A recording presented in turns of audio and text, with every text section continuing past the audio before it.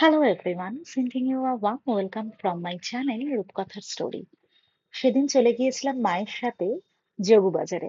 Actually আমার বাপের বাড়ি যেহেতু ভবানীপুরে, তো ভবানীপুরের যেটা মেইন মার্কেট জবু বাজার, অনেকেই হয়তো চেনো। তো জবু বাজারের একদম মেইন যে মার্কেটটা, সেই মার্কেটে গিয়েছিলাম। আমাদের অ্যাকচুয়ালি বাড়িতে, মানে আমার বাপের বাড়িতে প্রত্যেক মাসেই পূর্ণিমা পুজো হয়, সত্যনারায়ণের সিন্নি দেওয়া হয়।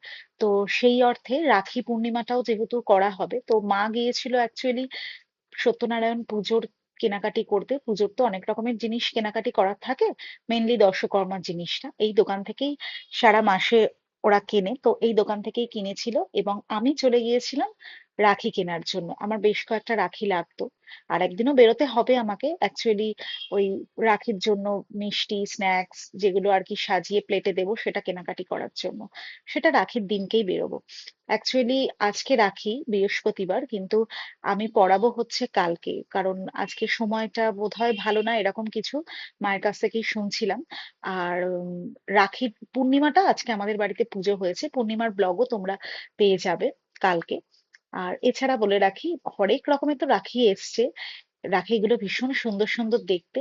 এছাড়া একটা রাখি এবারে খুব ইনোভেটিভ দেখলাম, যেটা ফিমেলদের জন্য। অ্যাকচুয়ালি আমাকে যেরকম আমার বৌদি বোন ওরা পড়ায়, আমিও পড়াই ওদেরকে, তো ওদের স্পেশাল ওদের জন্য কেনা হয়েছে। আর এই দোকানটা দেখো, এই দোকানটা খুব বেশি দিন হয়নি, এখানে স্ন্যাক্স আইটেম পাওয়া যায় এবং এত ভালো টেস্ট, যেরকম খাস্তা কচুরি স্যান্ডউইচ সিঙ্গারা এগুলো।